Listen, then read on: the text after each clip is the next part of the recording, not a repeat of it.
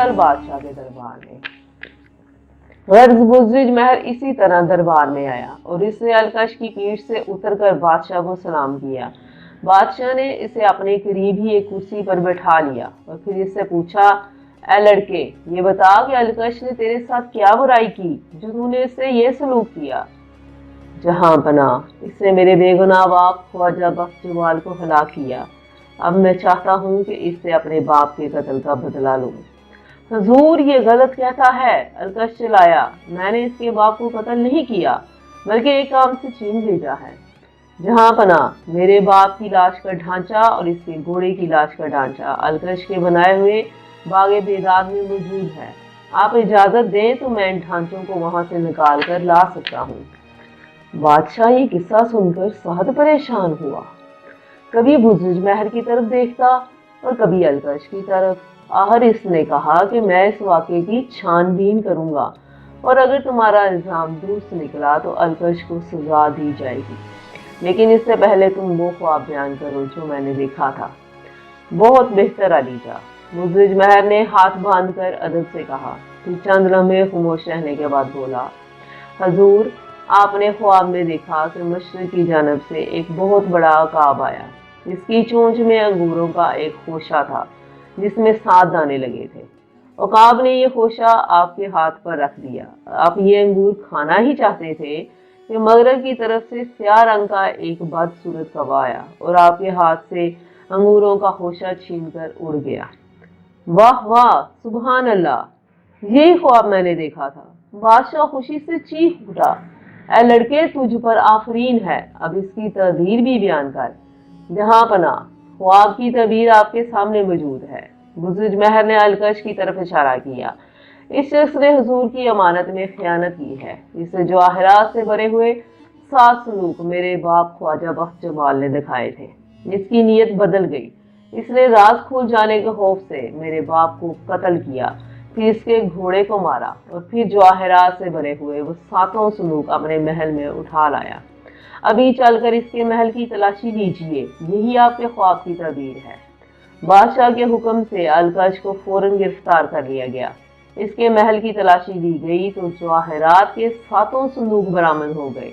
इसके बाद बागे बेदाग का एक हिस्सा खोदा गया तो वहां से एक इंसानी ढांचा और घोड़े की हड्डियां भी निकली।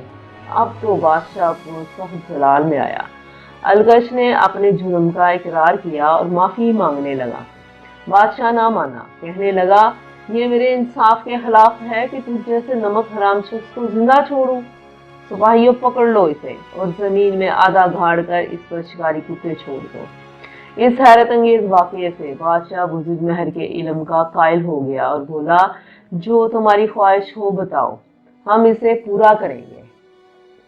मालो दौलत की जरूरत हो तो जितना उठा सकते हो उठा लो। आलीशान महलों में रहना चाहते हो तो जो महल पसंद हो बताओ, तुम्हें दे दिया जाएगा। बुजुर्ग महर ने अर्ज की, जहां पनाह का इकबाल बुलंद हो, मुझे इनमें से किसी चीज की जरूरत नहीं, सिर्फ एक हकीर सी दरखास्त है। मुझे यकीन है कि हुजूर उसे जरूर पूरा करेंगे। बयान करो, बादशाह ने कहा। मैं चाहता हूँ हबशी गुलाम बख्तियार की शादी अलकश की बेटी से कर दी जाए। बादशाह ये सुनकर हैरान हुआ, कहने लगा, ये तो बहुत मामूली बात है, अलकश की बीवी को हाजिर किया जाए। फौरन ही अलकश की बीवी हाजिर हो गई। बादशाह ने इससे कहा, हम तुम्हें हुक्म देते हैं कि आज ही अपनी बेटी की शादी बख्तियार गुलाम से कर दो। क्या तुम्हें ये रिश्ता मंजूर है?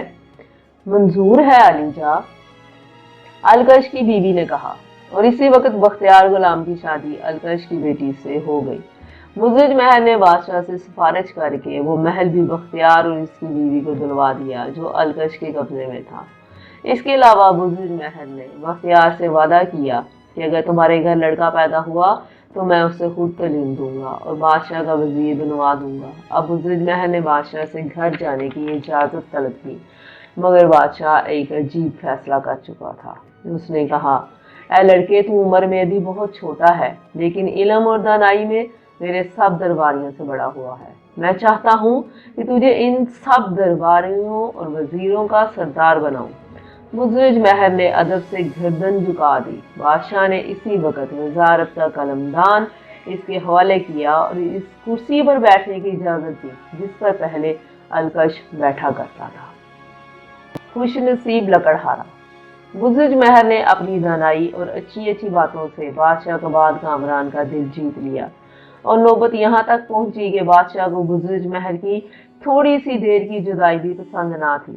سلطنت کے کاموں کی دیکھ بھال بھی بادشاہ نے بزرج مہر ہی کے سپرد کر دی تھی، اور مقدموں کے فیصلے بھی بزرج مہر ہی کرتا تھا۔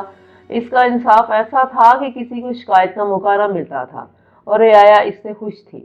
ایک روز بادشاہ نے شکار پر جانے کا ارادہ کیا اور اپنا لاؤ لشکر لے کر ایک گھنے جنگل کی طرف نکل گیا۔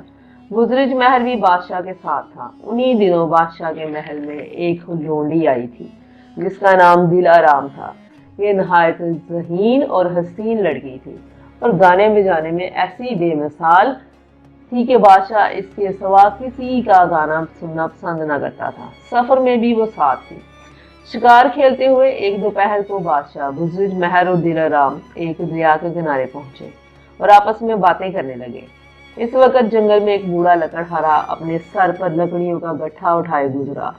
وہ اتنا کمزور تھا کہ کئی بار گرا اور کئی بار اٹھا۔ بادشاہ کو اس کی یہ حالت دیکھ کر ترس آیا۔ اشارے سے اپنے قریب بلایا اور پوچھا، اے لکڑہارے، تیرا کیا نام ہے؟ کباد کامران۔ لکڑہارے نے ادب سے جواب دیا۔ کباد کامران؟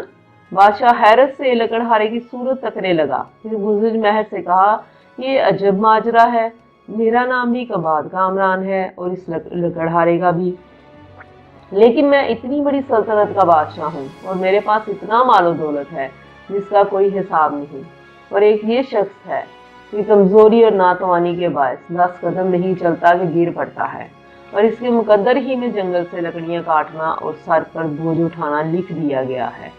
بزرج مہر، تمہارے ذہن میں اس کی کوئی وجہ ہے تو بیان کرو۔